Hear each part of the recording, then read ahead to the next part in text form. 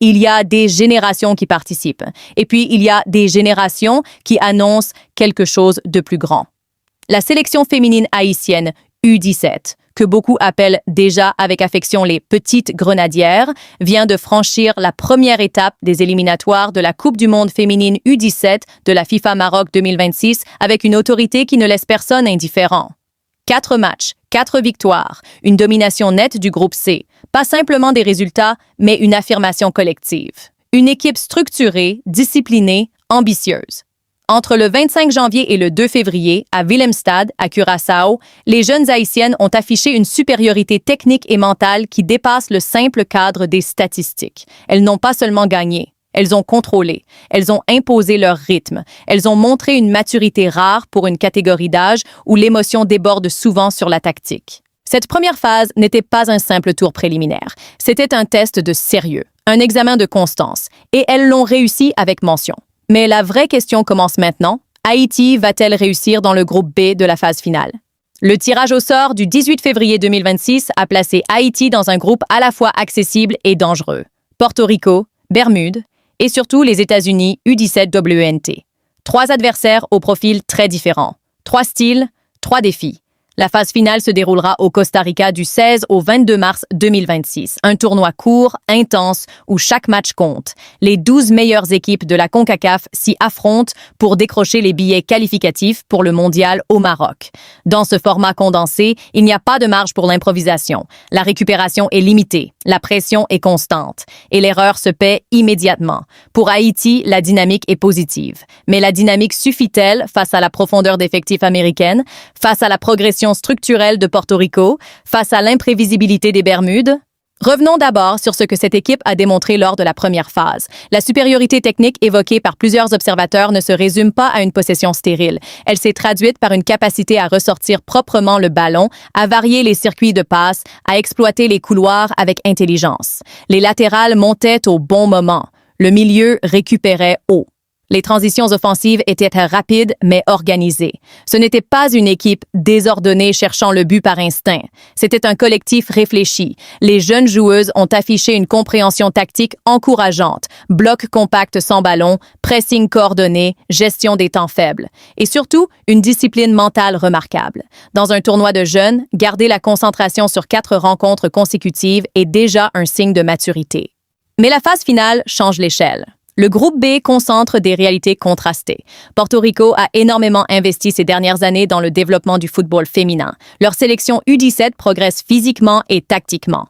Elle joue avec intensité, avec une volonté de duel constante. Les Bermudes, souvent sous-estimées, possèdent des joueuses athlétiques capables de surprendre en contre-attaque. Et puis, il y a les États-Unis. Une institution, une culture de la gagne, une profondeur de banc presque inégalée dans la région. L'équipe américaine U17 ne repose pas uniquement sur le talent individuel. Elle s'appuie sur une méthodologie, sur une préparation scientifique, sur une gestion des détails. Les Américaines ne laissent rien au hasard. Chaque déplacement, chaque phase arrêtée, chaque transition est travaillée. Alors, Haïti peut-elle rivaliser? La réponse ne peut pas être émotionnelle, elle doit être analytique. Techniquement, les petites grenadières ont montré qu'elles pouvaient dominer des adversaires directs dans leur zone. Leur circulation de balles est fluide. Leur créativité offensive existe. Leur pressing est cohérent. Mais face aux États-Unis, la question sera la gestion de l'intensité. Le rythme imposé par les Américaines est souvent plus élevé. Les transitions sont plus rapides. Les duels plus physiques. Haïti devra répondre non seulement avec technique, mais avec endurance et discipline tactique irréprochable. Le moindre espace laissé entre les lignes peut être exploité. La moindre hésitation défensive peut coûter cher. Cependant, un tournoi court peut aussi favoriser l'audace. Sur un match, tout est possible. La confiance acquise lors du parcours parfait en première phase peut devenir un carburant psychologique. Les jeunes Haïtiennes entrent dans cette phase finale avec un sentiment de légitimité. Elles ne sont pas là par hasard. Elles ont mérité leur place. Et cette conviction intérieure change la posture. On ne subit plus l'événement. On l'aborde avec ambition. La clé sera la gestion émotionnelle. Ne pas transformer le respect envers les États-Unis en complexe. Ne pas sous-estimer Porto Rico. Ne pas se relâcher face aux Bermudes. Chaque rencontre aura son propre scénario. Tactiquement, Haïti devra probablement adapter son plan de jeu selon l'adversaire. Contre Porto Rico, imposer la possession et étouffer le milieu pourrait être la stratégie. Contre les Bermudes, éviter les pertes de balles dans l'axe sera crucial pour ne pas offrir des contres dangereux. Contre les États-Unis, la compacité défensive et la rapidité des transitions seront déterminantes. Exploiter les espaces laissés dans le dos des latérales américaines pourrait représenter une opportunité. Mais cela exige une précision chirurgicale, une exécution sans approximation. Un autre facteur déterminant sera la profondeur de banc. Dans un tournoi condensé du 16 au 22 mars, la rotation devient stratégique. Les équipes capables de maintenir un niveau d'intensité constant sur plusieurs matchs ont un avantage. Haïti devra prouver que son collectif ne dépend pas uniquement de quelques individualités. La réussite en groupe repose sur la contribution de toutes. Les remplaçantes peuvent devenir décisives. Un but en sortie de banc, une intervention défensive clé, un changement de rythme au milieu. Ces détails font la différence dans les compétitions de jeunes.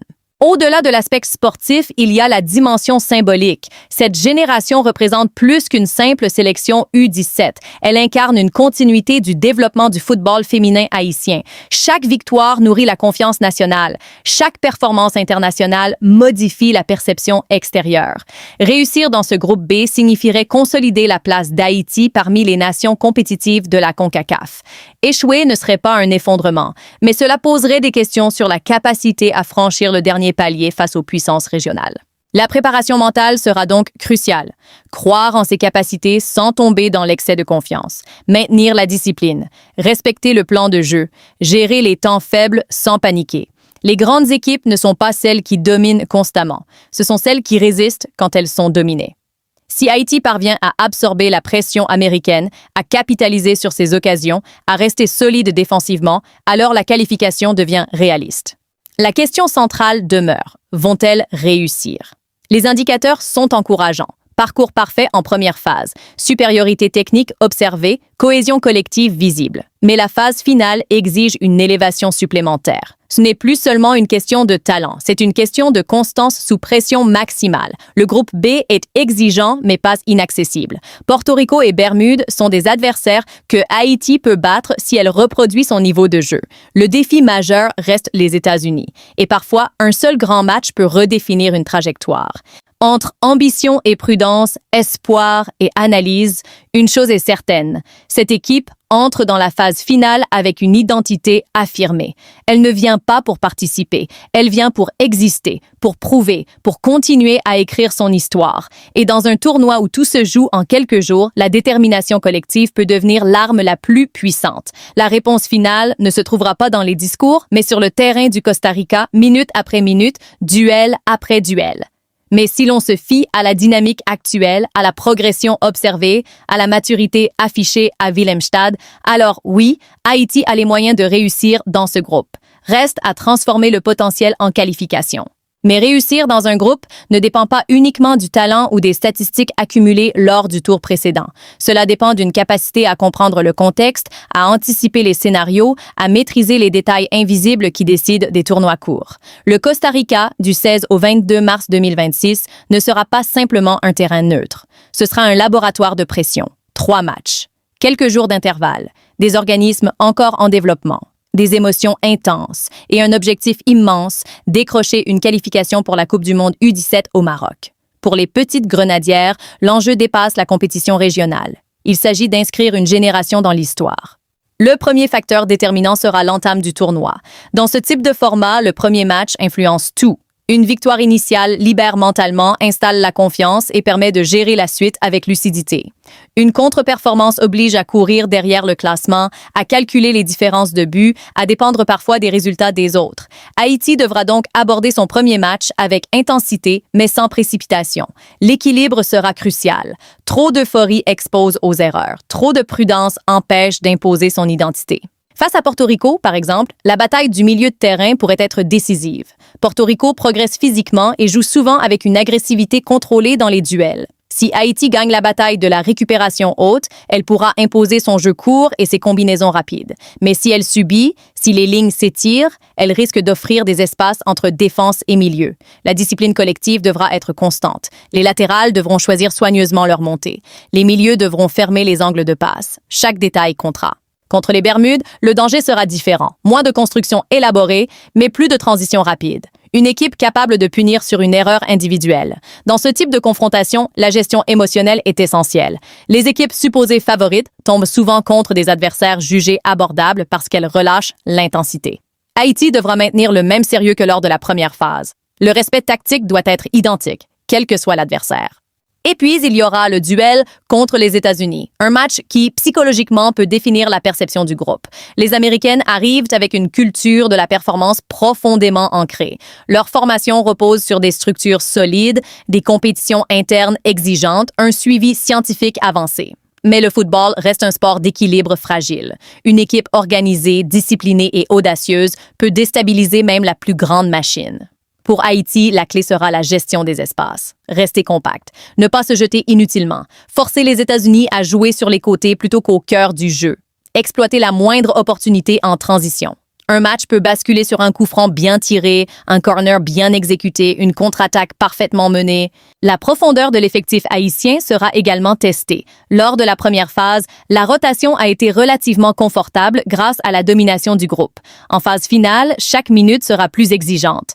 Les joueuses clés devront maintenir leur niveau malgré la fatigue accumulée. Les remplaçantes devront entrer avec le même impact. La gestion du staff technique sera stratégique. Quand faire tourner? Quand préserver une titulaire? Quand oser un changement offensif audacieux? Ces décisions influencent directement le destin d'un tournoi. Il y a aussi la dimension mentale collective. Cette génération n'a pas encore connu une pression régionale aussi concentrée. Le regard médiatique, l'attention nationale, les attentes grandissantes peuvent devenir un poids, mais elles peuvent aussi devenir une source d'énergie. Si les petites grenadières transforment la pression en motivation, elles franchiront un cap. Si elles la subissent, elles risquent de perdre leur spontanéité. L'équilibre psychologique sera un facteur invisible mais décisif. Un autre élément à considérer est la gestion des temps faibles. Dans la première phase, Haïti a souvent contrôlé les matchs. En phase finale, il y aura des séquences où l'adversaire dominera. Savoir défendre bas sans paniquer, savoir temporiser, savoir casser le rythme lorsque nécessaire. Ces compétences marquent la maturité tactique. Une équipe qui sait souffrir sans rompre possède un avantage considérable. La question stratégique centrale reste donc, Haïti doit-elle jouer pour dominer ou pour gérer? L'identité construite jusqu'ici repose sur l'initiative, sur la créativité, sur l'envie d'imposer le jeu. Renier cette identité serait dangereux, mais l'adapter intelligemment serait sage. Contre certaines équipes, la patience sera une arme. Contre d'autres, l'agressivité initiale sera nécessaire. La flexibilité tactique distinguera une équipe prometteuse d'une équipe mature. Au-delà du terrain, l'environnement logistique au Costa Rica comptera aussi. L'adaptation climatique, la qualité des pelouses, les horaires des matchs influencent la performance. Les équipes les mieux préparées à ces paramètres gagnent un avantage discret. Haïti devra gérer ces aspects avec professionnalisme. Une bonne récupération, une alimentation adaptée, une préparation vidéo précise peuvent compenser des écarts structurels avec les grandes nations. La progression observée à Wilhelmstad a montré une cohésion remarquable. Les joueuses communiquaient constamment. Les lignes restaient compactes. Le collectif primait sur l'individualité. Cette cohésion devra être préservée. Dans un tournoi court, un groupe uni traverse mieux les moments difficiles. Une équipe fragmentée se désorganise rapidement. Réussir dans ce groupe signifierait aussi franchir un seuil symbolique. Cela confirmerait que la dynamique du football féminin haïtien ne repose pas sur une génération isolée, mais sur une continuité. Chaque qualification nourrit la suivante. Chaque performance inspire les catégories inférieures. L'effet domino d'un succès en mars 2026 pourrait s'étendre bien au-delà du mondial au Maroc. Mais soyons lucides, la marge d'erreur est mince. Une défaite mal gérée, un match nul frustrant, une différence de but défavorable peuvent compromettre les ambitions. La concentration devra être totale du premier au dernier coup de sifflet. Les phases arrêtées devront être travaillées avec précision. Dans les tournois de jeunes, de nombreux matchs se décident sur corner et coups francs. Haïti devra transformer ses opportunités en avantages compétitifs. Alors, Haïti va-t-elle réussir dans le groupe B? Les éléments rationnels indiquent qu'elle a les capacités techniques et collectives pour rivaliser avec Porto Rico et les Bermudes. Face aux États-Unis, le défi est plus complexe, mais pas insurmontable sur un match. La dynamique actuelle est positive. La confiance existe. L'identité de jeu est claire. Si l'équipe parvient à maintenir sa discipline, à gérer la pression et à exploiter ses moments forts, la qualification devient un objectif réaliste.